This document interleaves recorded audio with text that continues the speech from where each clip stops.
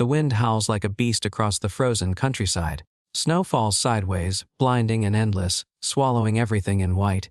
The year is 1324. Somewhere in the hills of medieval Europe, a lone shepherd trudges through the blizzard, his cloak stiff with frost, his hands raw and bleeding. His sheep huddle in terror, their bleats muffled by the storm. The man carries no fire, no wood, and no warmth except the breath of the animals around him. The temperature is far below freezing. By every modern standard, he should already be dead. But he isn't. This isn't a story about kings, knights, or castles. This is a story about survival.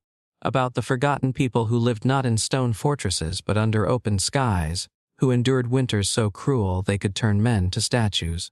These were the medieval shepherds. The quiet sentinels of the pastures, keeping life alive in an age when nature ruled with iron hands. Imagine this: it's the dead of winter in the 14th century. There are no heaters, no insulated houses, and no forest rights for common folk. Firewood, the most basic necessity for warmth, is forbidden to most peasants. The forests belong to lords and bishops, and taking even a fallen branch without permission could earn you lashes, fines, or imprisonment. For shepherds who lived most of their lives on open moors and highlands, fire was a luxury they could rarely touch. So, how did they survive? It begins with wool. To the medieval world, wool was more valuable than gold. And for shepherds, it was armor. The difference between life and death. They wore layers upon layers of it, untreated and greasy with lanolin, the natural oil found in sheep's wool.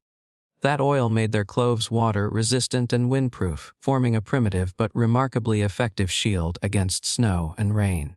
A single wool cloak, thick and heavy, could trap body heat and keep a man alive even when the air froze around him.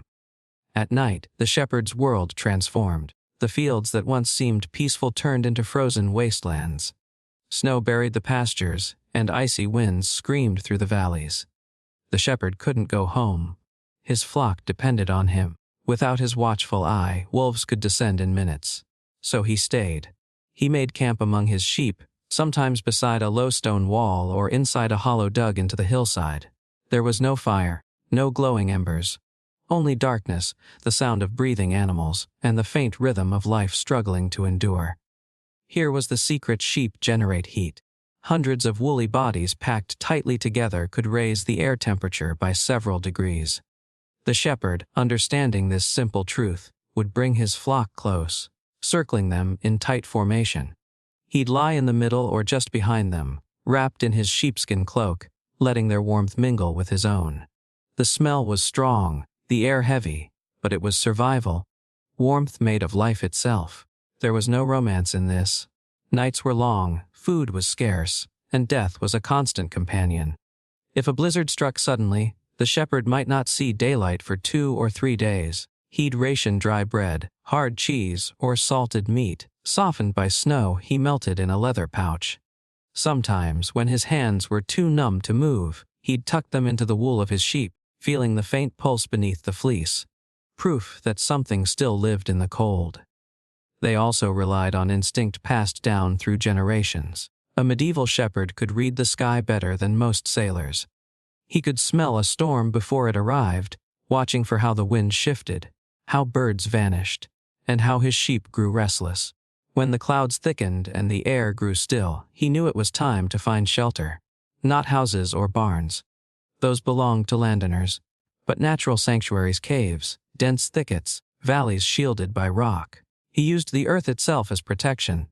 The shepherd's crook, that long staff we picture in every old painting, was far more than a symbol of his trade.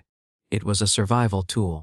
With it, he tested the depth of snow, broke thin layers of ice to reach water, and pulled newborn lambs from drifts.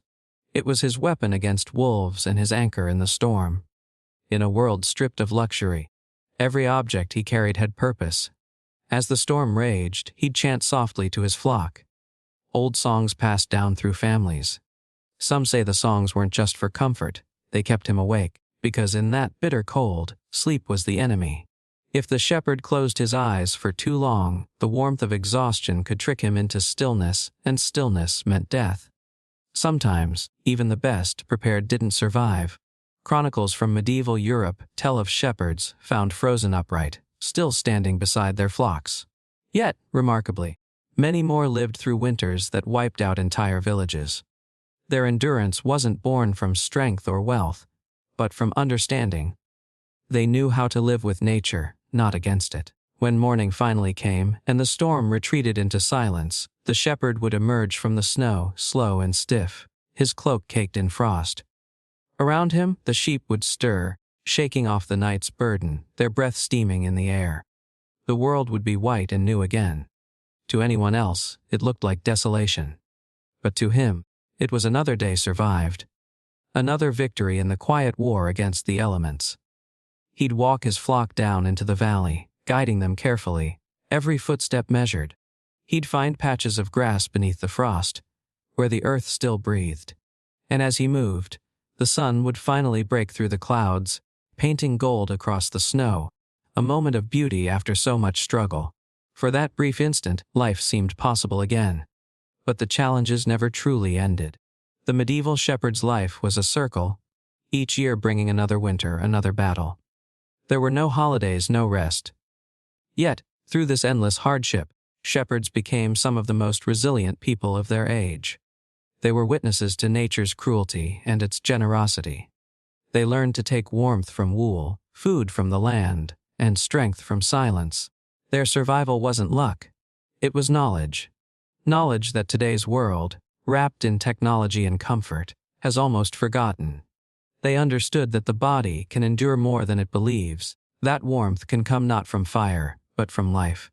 From movement, breath, and companionship. Even historians marvel at their endurance.